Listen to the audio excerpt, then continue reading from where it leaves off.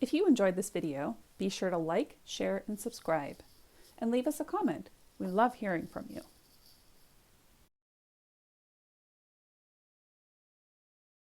So today we're going to learn how to sew together a backing for a quilt. So you need to have a pieced backing for your quilt if your quilt is larger than the width of quilting cotton, unless you're using wide back, which is 108 inches. If that is what you're using, you most likely don't need to piece that. But for this lovely quilt that we got in, we need some backing for it, and so I'm going to use this fabric. This fabric's only 45 inches wide, and this quilt is wider than that, so I need to piece my backing. And when I'm using a print for the backing, I like to match the print on the back so that the seam is kind of invisible. So we're going to learn how to do that today.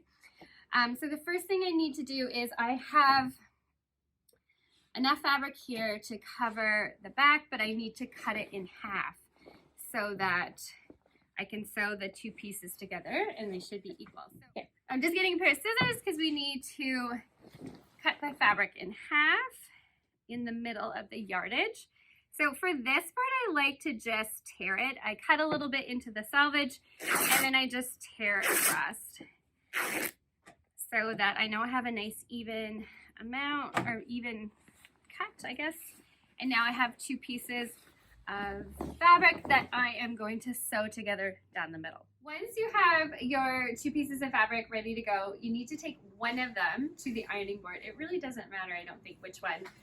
And what you're going to do is you're going to take one selvage and fold it over. So there's about an inch and a bit from the, we're folding like this, so that we're looking at the wrong side and we're folding so we can see the right side. And basically what you're going to do is you're just going to iron this down the length of the fabric. And so you just want a nice sharp crease. You want it to be even like that. You can use a measuring gauge or a seam gauge to make sure that you're even. I tend to eyeball things because I like to do that. But you just need it to be nice and even down the length of the fabric. And then once you have that done, we're ready to glue it together. Okay, so now we are going to take our folded edge and we are going to match up our print. I like to glue baste it down so that it stays nice and firmly in the same spot. I find if you use pins, the pins can shift the fabric a little bit. And so I like to use glue. I just use normal school glue, Elmer's school glue. As long as it's washable, it's good to use. I like to use these fine line glue applicator tips on my glue bottles because they just show, or they put a really fine line of glue, and you really don't need a lot of glue.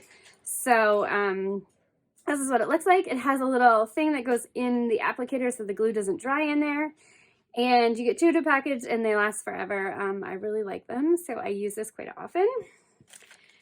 So what we're going to do is we're basically going to match up our print so that you can't really see the seam. And I just have to match where so you will find that it is a little oblong or offset, the backing, because of how the print is printed on the fabric. So I am matching up the selvage that has the print with the selvage that doesn't have the print. So the fabrics are shifted a little bit, and you are always going to have them right side up. And here we go. Let me see if I can match this print. So this print is actually really small to match, but I find that if you can match your backings, it just looks so nice on the back of your quilt. So once I have some of it matched up, I just fold this back and I put some glue on here. Let's see if I can get my glue to come out. There we go. Just a fine little amount. And I stick it down. Now, until this is dry, it will shift a little bit. So just make sure you're not moving it around too much. So that's basically what I'm doing, is I'm just matching up. Sorry if you see my head in there. I'm just matching those prints so you can see it looks like everything's matching up nicely. So I'm just going to do this a little bit longer, and then you do this for the whole length of the fabric. And then we are going to sew it together. Okay, there we go. Okay, so we have our quilt back glued in place.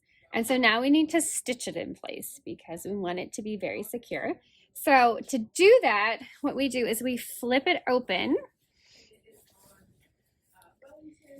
And I'm just gonna find the other end.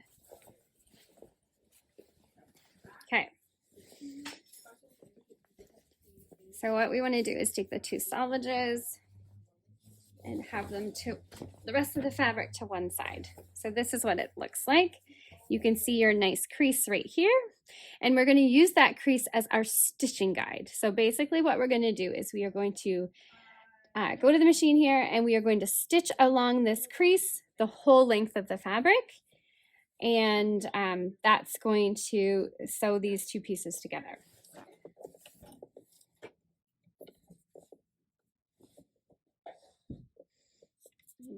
I am going to change my stitch length to 2 millimeters so it's nice and tight.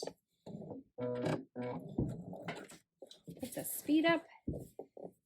And basically I'm just sewing down that crease and following along.